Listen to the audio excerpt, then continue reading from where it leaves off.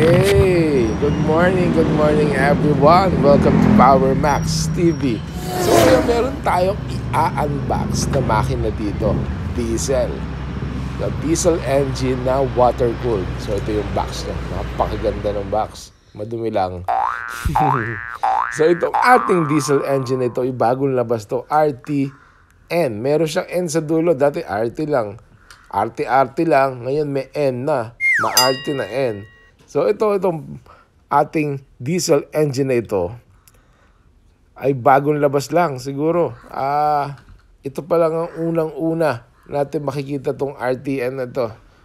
So dati puro RT lang. So ito siguro mas nag-improve. Tignan natin. Pipidbackan ko kayo after na merong customer natin nakabili nito. Kung matibay ba talaga yung mga bearing nito. So usually kasi bearing ang bumibigay dito sa bulante.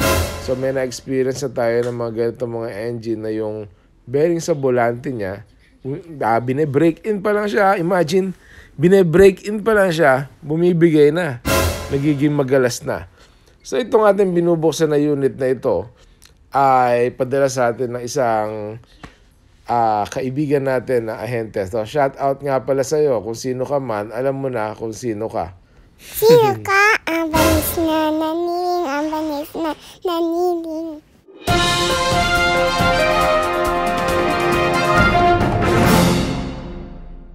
Comment down below. Makinang air-cooled. 7 to 8 liters daw ang konsumo maghapon.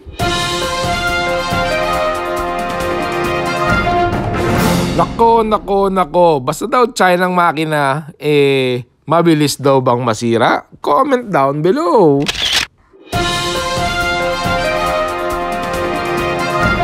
Surplus at air-cooled na makina. Ito na ba talaga ang kapalit? Mga China at Thailand na water-cooled engine?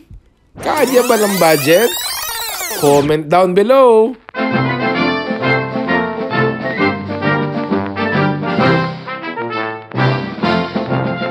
Subscribe to Power Max TV for more videos.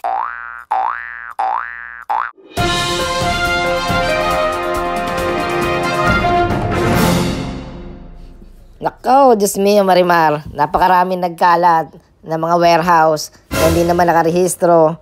Nag-aasawa ng mga Pilipino para makapagtayo ng negosyo pero wala rehistro, wala resibo. Ano nangyayari sa inyo? Ba't nakakalusot kayo? Eto, namumutik-tik na sa online yung mga tao. Ang totoo niyan, tayo mga Pilipino ang laging talo sa mga ganito. Okay. Ano yung kapal niya? Sabihin niya.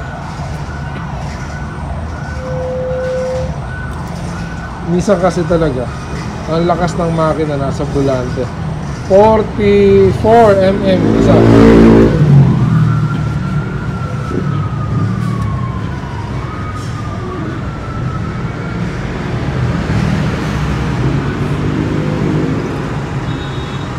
Ba? 1 mm lang ang pagitan. So nag-iba pa sila. Baka naman ano lang dito, baka pala pintura ng isa. So parang ganun din. Isang 43 yung 85, 44, pero isa lang siguro yan.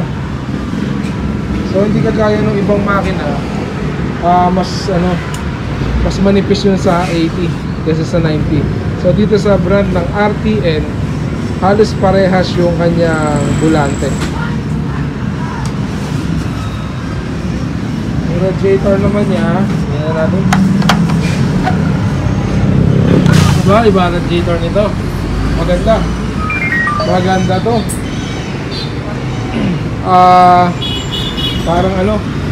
Parang yero siya. Hindi kamukha ng iba, parang mga puro goma na nilagyan ng aluminum na nakatusok-tusok. So mas matibay yung mas tagtag itong makina na to, yung radiator na. Anyway, may tinda naman kami radiator kung masisira kayo ng radiator. Available sa atin yan. Pero maganda yung radiator nito. Pamukha talaga ng pang-RD. Mas natitibayan ko yan. Ito bang isa na to? Ano ba radiator? Tingnan natin. Si Mitsusan. Ayan. So ganun din. Maganda. Pero may nagkaroon kasi tayo dati, yung engine naman. Parang ano, R180 radiator niya, parang may bilog-bilog, tapos may goma sa loob. Ikutin mo nga, passing show, ikot lang. Para makita natin yung forma.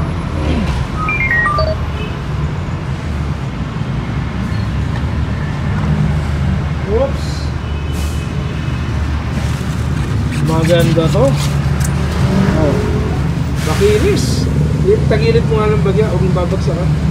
So yung ano niya, yung mga fuel filter niya, pangkubuhatan na rin. Tignan lang natin oil sensor. Ayun, oil sensor meron.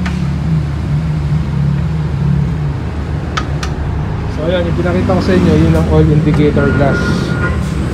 So yun lamang. Thank you for watching. Maingay dito ngayon. Don't forget to subscribe to our channel. Hey, may ako sasabi ka ba? May natutunan ka ba? Parang nakikinig ka. Kinig na kinig ka. Ano yung alam mo dito? Ala. Ha? Ano? Nasa yung oil sensor. Sige nga. Oil sensor. Ang oil sensor. Oil indicator glass. Ito ba yan?